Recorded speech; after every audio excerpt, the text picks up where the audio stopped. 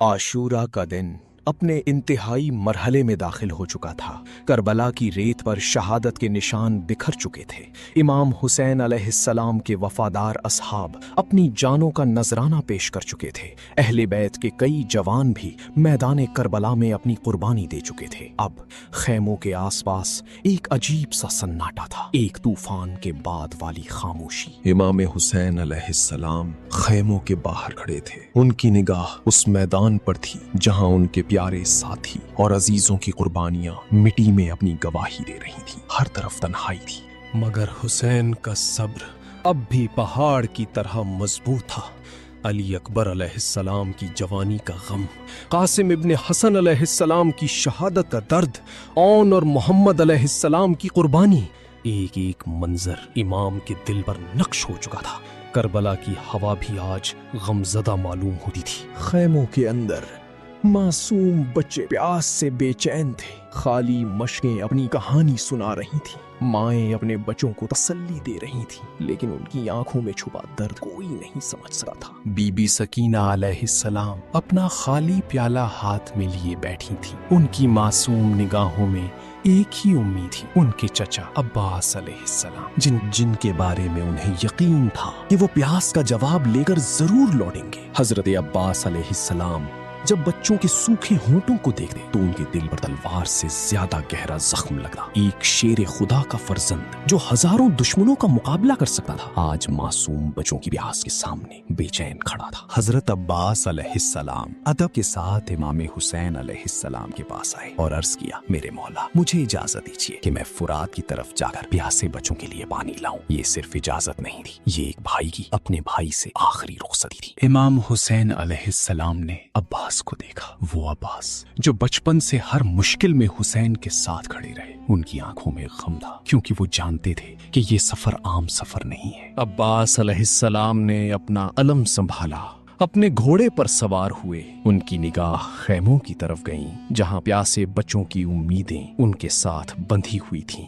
खैमों से निगाहें अब्बास अलैहिस्सलाम को जाते हुए देख रही थीं। किसी को मालूम नहीं था कि ये वो सफर है जिसके बाद अब्बास दोबारा खैमों की तरफ वापस नहीं आएंगे। जब दुश्मन ने देखा कि अली का शेर फुरात की तरफ बढ़ रहा है तो लश्कर में बेचैनी फैल गई। हर तरफ से सिपाही जमा होने लगे, क्योंकि वो अब्बास की शुजाअत से वाकिफ थे। हजरत अब्बास अलैहिस्सलाम ने बहादुरी के साथ दुश्मन का मुकाबला किया। उनका मकसद जंग नहीं था, उनका मकसद सिर्फ एक था, खैमों के प्यासे बच्चों तक पानी पहुंचाना। आखिर अब्बास अलैहिस्सलाम फुरात के किनारे तक पहुंच गए। वो फुरात जिसका एक कतरा बच्चे बच्चे की तमन्ना बन चुका था, आज वो पानी अब्बास के सामने था। अब्बास अलैहिस्सलाम ने अपने हाथों में ठंडा पानी उठाया। 3 दिन की प्यास, गर्मी का सख्त इम्तिहान सब उनके सामने था, लेकिन उसी लम्हे उन्हें हुसैन की प्यास, सकीना के सूखे होंठ और खैमों की सदाएं याद आ गईं। अब्बास अलैहिस्सलाम ने पानी को वापस फुरात में गिरा दिया और अपने आप से कहा, अब्बास, क्या तुम पानी पी लोगे जब हुसैन प्यासे हैं? ये वो लम्हा था जहां वफा ने प्यास पर फतह हासिल की। हजरत अब्बास अलैहिस्सलाम ने मश्क को पानी से भरा। उस मश्क में सिर्फ पानी नहीं था, उसमें बीबी सकीना की उम्मीद और प्यासे खैमों की आस बंधी हुई थी। अब्बास अलैहिस्सलाम तेजी से खैमों की तरफ रवाना हुए। हर कदम के साथ एक ही ख्याल था, बस किसी तरह ये पानी बच्चों तक पहुंच जाए। लेकिन दुश्मन ने अब्बास को हर तरफ से घेर लिया। नेज़े,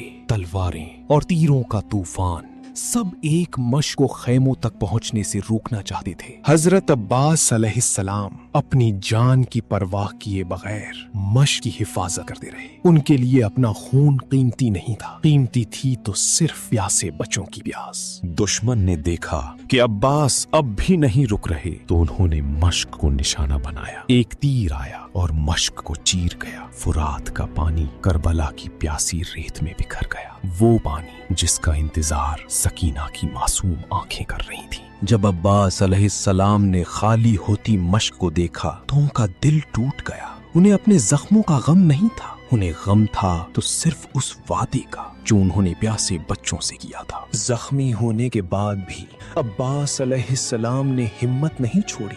रिवायतों में बयान होता है कि उनके बाजू कलम कर दिए गए, लेकिन उनकी वफा और हौसला कभी कमजोर नहीं हुआ।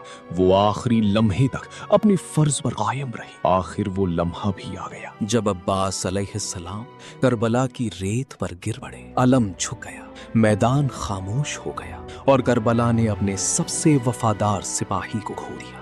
इमाम हुसैन अलैहिस्सलाम दौड़ते हुए अपने भाई के पास आए। उन्होंने अब्बास को इस हालत में देखा। वो अब्बास जो हर वक्त हुसैन का सहारा थे, आज जमीन करबला पर आराम कर रहे थे। रिवायतों में बयान होता है कि इमाम हुसैन अलैहिस्सलाम ने गम के साथ फरमाया, अल-आन इनकसरा ज़हरी, अब मेरी कमर टूट गई। ये सिर्फ एक जुमला नहीं था, ये एक भाई के दिल का दर्द था। करबला की रेत पर अब्बास अलैहिस्सलाम का जख्मी जिस्म पड़ा था।